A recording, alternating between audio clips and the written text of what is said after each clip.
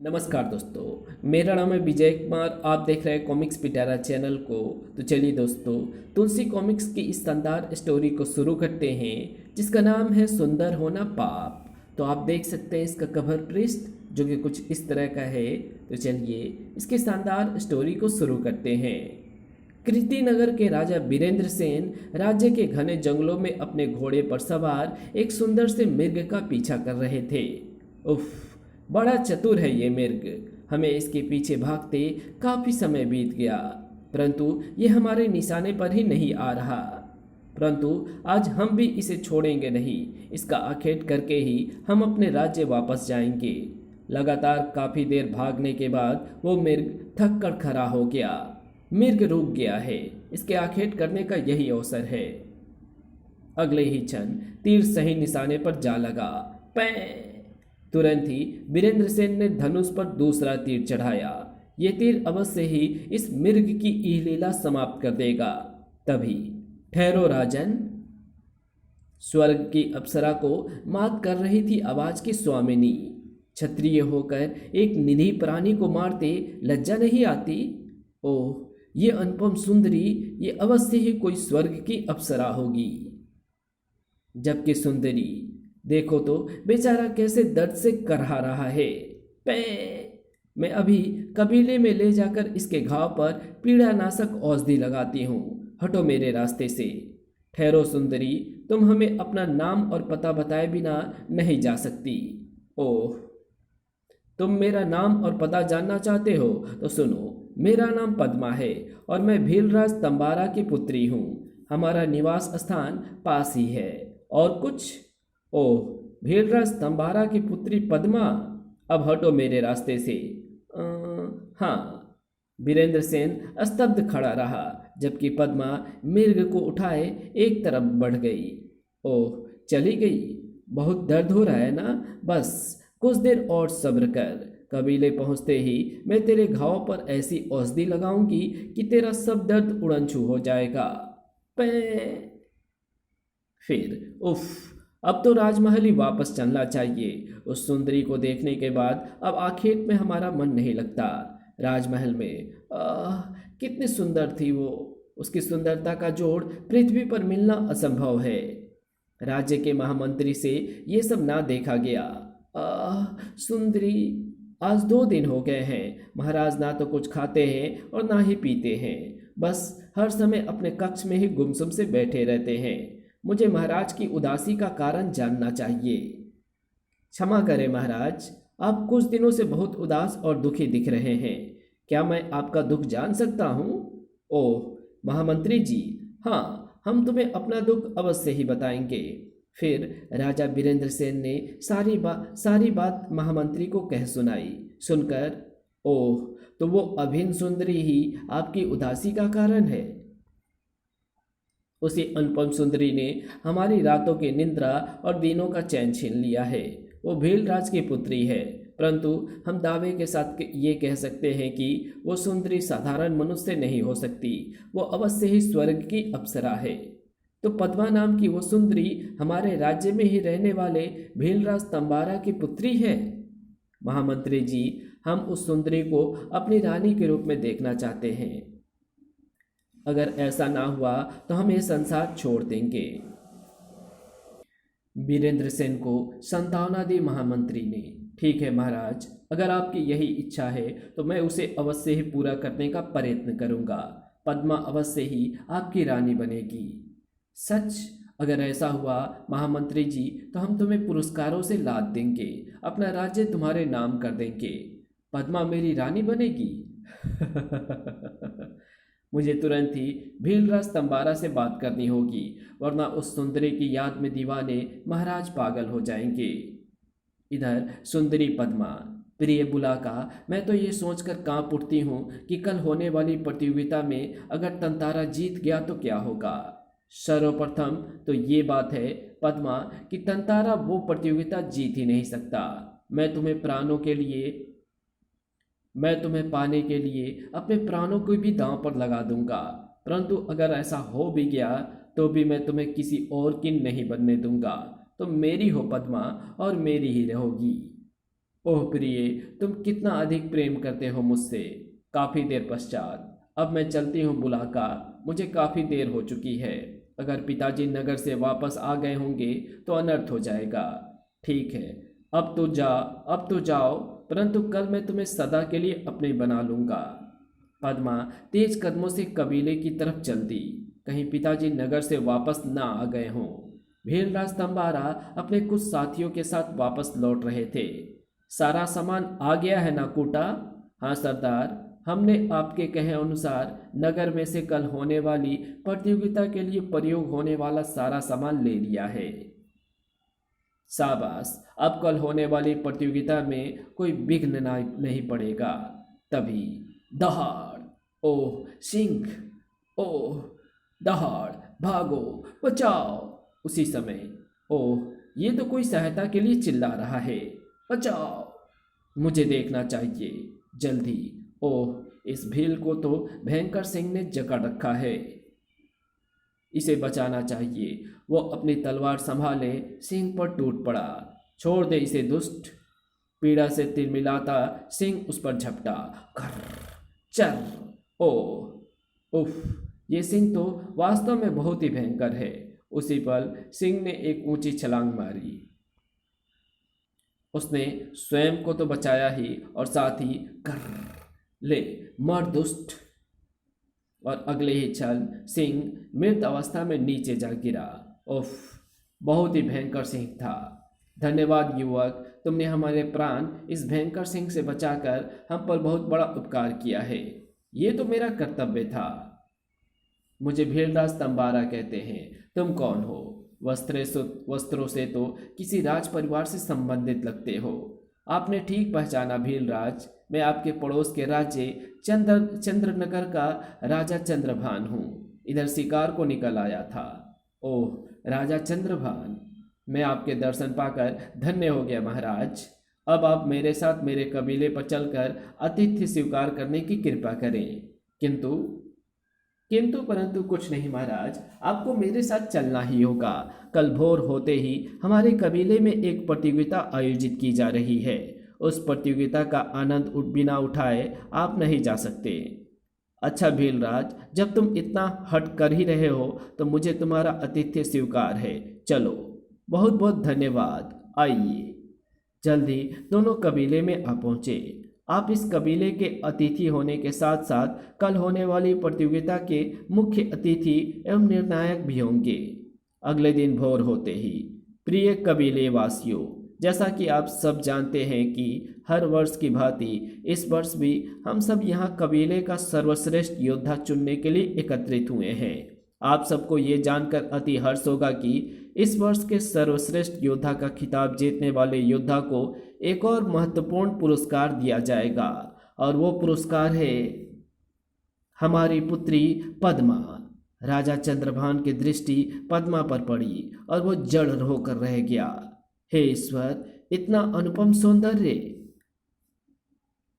कबीले का महान योद्धा तंतारा मैदान में है। जो भी युवक तंतारा से मल्ल युद्ध लड़कर उसे पराजित करेगा, हमारी पुत्री उसे ही अपना वर चुनेगी। तंतारा से लड़ने के नाम पर उपस्थित कबीले वासियों को जैसे सांप सूंघ गया था। तंतारा से लड़ना है? तंतारा से लड़कर मरना है क्या? 100 हाथियों का बल है तंतारा में, भला इसे कौन पराजित कर सकता है? तभी बुलाका अपनी जगह से उठकर बोला, मैं लड़ूंगा तंतारा से। हे भगवान, बुलाका तंतारा से युद्ध लड़ने जा रहा है। ये अवश्य ही अपने प्राण गंवाने की ठान कर आया होगा। तंतारा इसे चुटकियों में ही मसल देगा। इधर प्रतियोगिता शुरू हो चुकी थी। धाड़ उसने एक साथ कई बार तंतारा पर किए, परंतु उफ, ये तो टस से मस ही नहीं हो रहा है। उसी पल तंतारा का हाथ घूमा और धड़ाक, बुलाका दूर जा गिरा। धड़ाक, ओह बेचारा बुलाका तंतारा से टकरा बैठा। उफ, कबीलेवासी मेरा उपहास उड़ा रहे हैं। मुझे तंतारा को हराना ही होगा। तंतारा हिंसक भाव से बुलाका की तरफ बढ़ा। यही समय है कुछ करने का। उसी क्षण बुलाका ने दोनों टांगे तंतारा की आंखों पर दे मारी।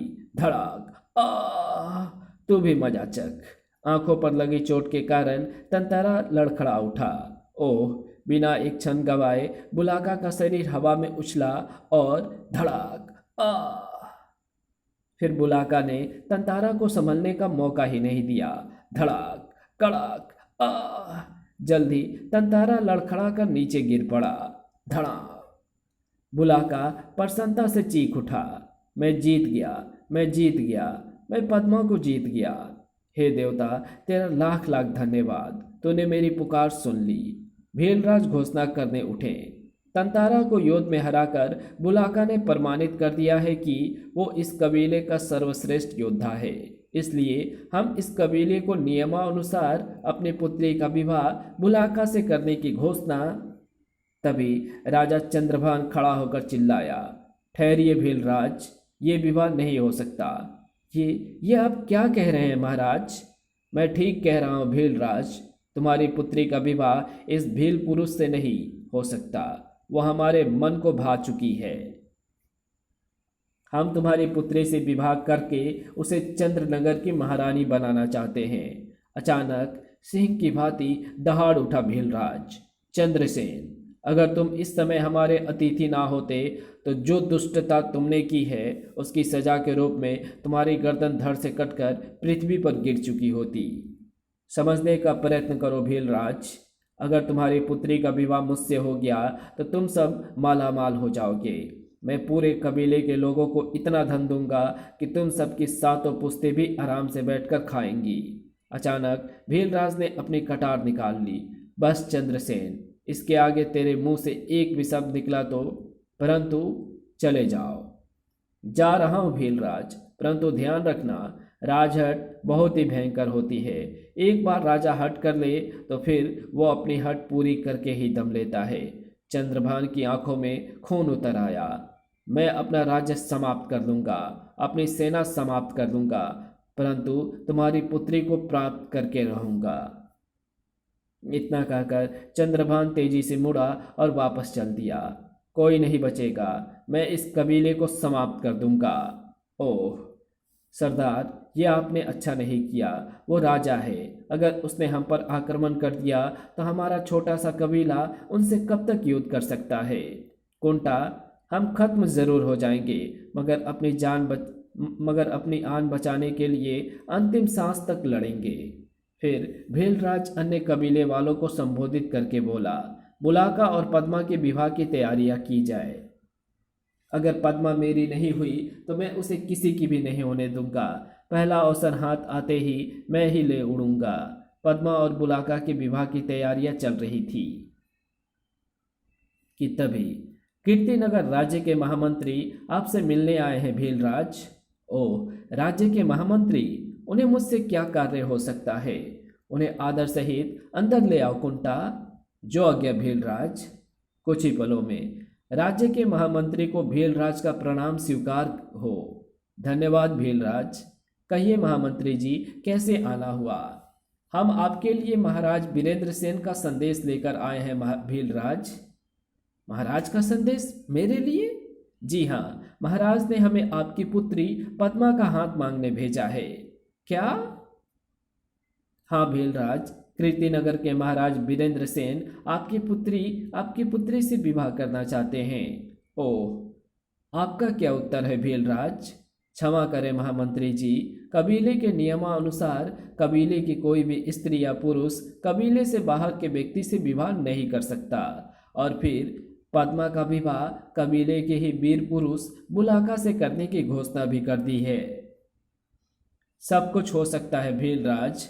महाराज ने कहा है कि वे अगर अपनी पुत्री का विवाह उनसे करने को राजी हो गए तो वे आपको बहुत बड़ी जागीर और ढेर सारा धन पुरस्कार स्वरूप प्रदान करेंगे।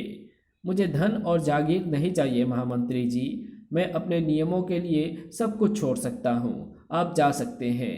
एक बार फिर सोच लो भीलराज, अगर महाराज ये सब सुनेंगे तो फिर उन्हें बहुत दुख होगा। मैं अब इस बारे में कोई बात नहीं करना चाहता, आप जा सकते हैं। ओह। फिर महामंत्री भीलराज के कक्ष से बाहर निकल गया। जल्द ही कीर्तिनगर के राजमहल में। क्या कह रहे हैं आप? मैं सत्य कह रहा हूँ महाराज। भीलराज तंबारा ने मुझे अपमानित करके अपने कक्ष से बाहर निकाल दिया।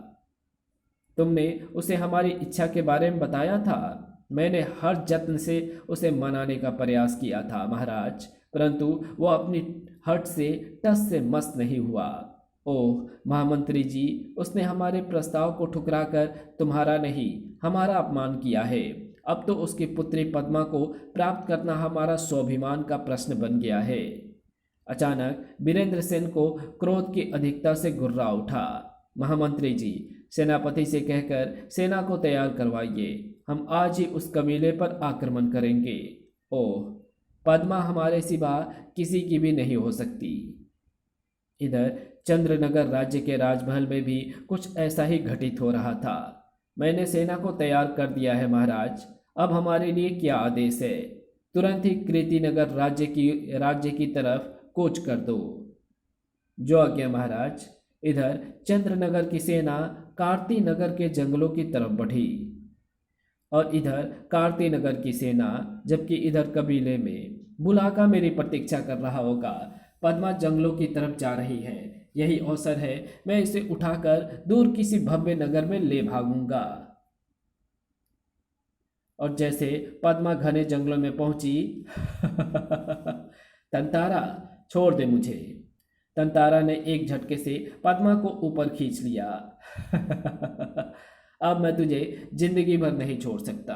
आ और घोड़े को एक तरफ भगा दिया। बचाओ। अब जितना चाहे चिल्ला ले, तुझे कोई बचाने नहीं आने वाला। मगर बचाओ। ओह, ये तो पद्मा की आवाज लगती है। क्या हुआ उसे? अगले ही क्षण वो अपने घोड़े पर आवाज की दिशा में दौड़े जा रहा था। पद्मा के चीखने की आवाजें इधर से ही आ रही है। बचाओ जल्दी। ओह, ये तो तंतारा है जो पद्मा को लिए भागा जा रहा है। बचाओ। तुरंत ही तंतारा, रुक जा। पद्मा को छोड़ दे तंतारा। ओह बुलाका, ये यहाँ कैसे आ पहुंचा? बुलाका? तंतारा ने अपने घोड़े को एड़ लगाई। भाग बेटा। ओह, ये तो रुकने के स्थान पर और तेज भाग लिया, परंतु अब बुलाका से बचना आसान ना था। उफ, ये तो तेज भाग रहा है। अब इसे रोकने का एक ही तरीका है।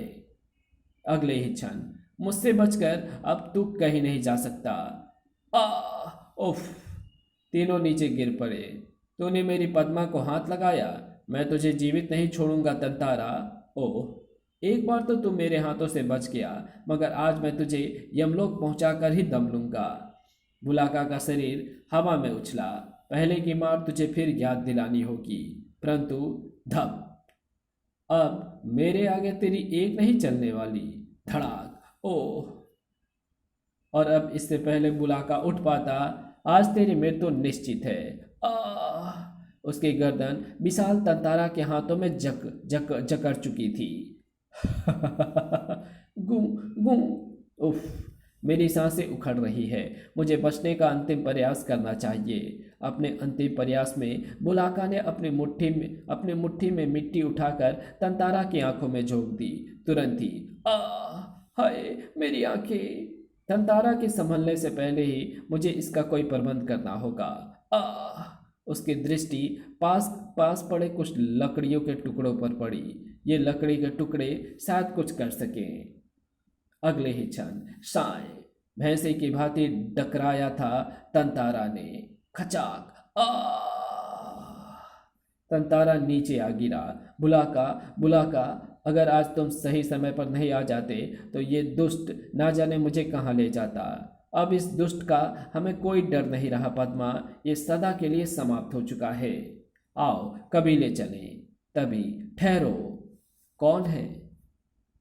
दोनों तेजी से पीछे पलटे। ओह, ये तो महाराज वीरेंद्र सेन हैं, परंतु ये अपनी सेना के साथ यहाँ क्या कर रहा है?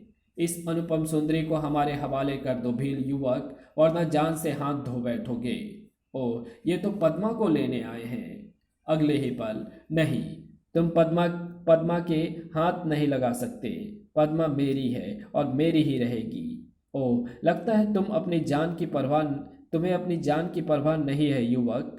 खत्म कर दो इस दुष्ट को। कई सैनिक बुलाका की तरफ झपटे। धाड़ आ, पीछे हट जाओ दुष्टो, आओ, मैं किसी को भी जीवित नहीं छोड़ूंगा। बुलाका ने फुर्ती से झुककर सैनिक की तलवार उठा ली और सैनिकों से जूझ किया। टनाक, खच, आ, फच। वो बहुत वीरता से लड़ा। खचाक, खचाक, आ, आखिर खचाक, आ। बुलाका के लड़खड़ाते ही बहुत से सैनिक उस पर टूट पड़े। बुलाका, आ, पकड़ लो इसे। अगले ही पल, छोड़ दो मुझे, तुमने मेरे बुलाका को मारा है, मैं सबका खून पी जाऊंगी। इसे रथ पर ले आओ तुरंत ही, मुझे छोड़ दो, मुझे बुलाका के पास जाने दो। अभी तो तू मात्र अपनी प्रेमी के लिए इतना तड़प रही है, जरा सोच उस समय तेरा क्या हाल होगा जब मैं तेरे सारे कबीले को खत्म कर दूंगा। आगे बढ़ो। कार्ती नगर की सारी सेना कबीले पर आक्रमण करने के लिए बढ़ चली। जबकि कबीले पर दूसरी दिशा से चंद्रनगर की सेना का हमला हो चुका था। खत्म कर डालो पूरे कबीले को। खच, खचाक, आ। साथियों, वीरतापूर्वक लड़ो शत्रु से। खचाक, आ, खचाक, खचाक, खच, आ। जल्द ही बाजी चंद्रभान के हाथ में थी। भीलराज, मैंने तुझे कहा था ना कि मैं तुझे तबाह करके रख दूंगा। अब बोल, अपनी पुत्री का विवाह मुझसे करता है या नहीं? बोल जल्दी। कदापि नहीं। तुम जैसे दुष्ट से तो मैं अपनी कुतिया का भी विवाह ना करूं चंद्रभान। अपमान के ये शब्द चंद्रभान सुन ना पाया और खचाक, आ। मैं तेरी आवाज़ सदा के लिए बंद कर देता हूँ। हर जगह खोजो उस सुंदरी को, उसे मिलना ही चाहिए। जी महाराज। तभी उस सुंदरी को कहीं खोजने की आवश्यकता नहीं है चंद्रभान, मैं उसे लेकर यहीं आ पहुंचा हूँ। अगले ही क्षण राजा चंद्रभान उछल ही पड़ा। वीरेंद्र सेन, हाँ, तेरा परम शत्रु चंद्रभान। और ये रही वो अनुपम सुंदरी पद्मा, जिसके लिए तुमने इस पूरे कबीले को तबाह कर डाला। तो शायद अपनी पिछली पराजय भूल गया है वीरेंद्र सेन। अगर तू नहीं चाहता कि तुझे फिर उस शर्मनाक पराजय का मुंह देखना पड़े तो पद्मा को हमारे हवाले कर दे। हम वचन देते हैं कि हम तुम्हें बिना कुछ कहे यहाँ से वापस चले जाएंगे। मैं अपनी पिछली पराजय भूला नहीं हूँ, तभी तो मैं तुमसे उस पराजय का बदला लेने के लिए कृत संकल्प हूँ। परंतु तू शायद ये भूल गया है कि तू मेरे राज्य की सीमा में खड़ा होकर मुझे ही ललकार रहा है। ओह, ये तो मैं सचमुच भूल गया था कि मैं तेरे राज्य की सीमा में हूँ, तभी तू इतना बढ़ चढ़कर बोल रहा है। तो इस बात से मत डर चंद्रभान, तो मेरे राज्य की सीमा में है, इसलिए मैं तुझे अपनी सेना के हाथों से नहीं मरवाऊंगा, बल्कि अपने हाथों से मारूंगा। ओह, लगता है तुझे अपनी भुजाओं पर बहुत अधिक घमंड हो गया है। इतना कहकर चंद्रभान अपनी तलवार संभाले रथ से नीचे कूद पड़ा। आजा फिर देखें तेरी भुजाओं में कितना बल है। तुरंत ही आजा। खूंखार चीतों की भांति दोनों एक दूसरे पर टूट पड़े। टनाक, साए, टनाक, टन, ओह। तुरंत ही टनाक, ओह। बहुत बलवान समझता है ना अपने आप को, अब मर। खच, आ। अब मैं इस अनुपम सुंदरी का स्वामी हूँ। वो रथ की तरफ बढ़ा। अब पद्मा मेरी है। इधर वीरेंद्र सेन ने अभी जीवन के कुछ क्षण बाकी थे। पद्मा मेरी नहीं तो किसी की भी नहीं होगी। अगले ही क्षण चंद्रभान को भी मरना होगा। साए, भाला चंद्रभान की पीठ में धंस गया। आ! पृथ्वी पर गिरने से पहले ही उसके प्राण पखेरु उड़ चुके थे। ओह, ये शायद अब तक के इतिहास का सबसे बड़ा भारी विनाश होगा, और इसकी वजह हूँ मैं और मेरी सुंदरता। ये विनाश मेरे ही कारण हुआ है। मुझे अब जीवित रहने का कोई अधिकार नहीं है। अगले ही क्षण पद्मा ने चीते की भांति झपट कर पास खड़े सैनिक की तलवार ली। सर, अरे! और इससे पहले कि कोई कुछ समझ पाता, खच, आ! अनुपम सुंदरी सौंदर्य की प्रतिमा पद्मा मृत्यु की गोद में सो चुकी थी सदा के लिए। और इसी के साथ ये कहानी भी खत्म होती है। तो आपको ये वीडियो कैसी लगी और इस वीडियो से आपको क्या सीखने को मिला, कमेंट में लिख करके ज़रूर बताना। इससे तो हमें यही सीख मिलता है कि हर चीज़ की अति जो है वो बुरी होती है, इसलिए हमें किसी भी चीज़ की अति नहीं करनी चाहिए। जो भी चीज़ करना है उसको लिमिट में करो। कोई भी चीज़ें लिमिट में ही अच्छी लगती है और वो लिमिट में ही होती है, तभी हमें उसके ज़्यादा से ज़्यादा बेनिफिट्स मिलते हैं। हर चीज़ की अति बुरी होती है। बहुत ज़्यादा सुंदर होना भी किसी के लिए बुरा हो सकता है, या बहुत ज़्यादा काला होना भी किसी के लिए बुरा हो सकता है। Thanks for watching my videos.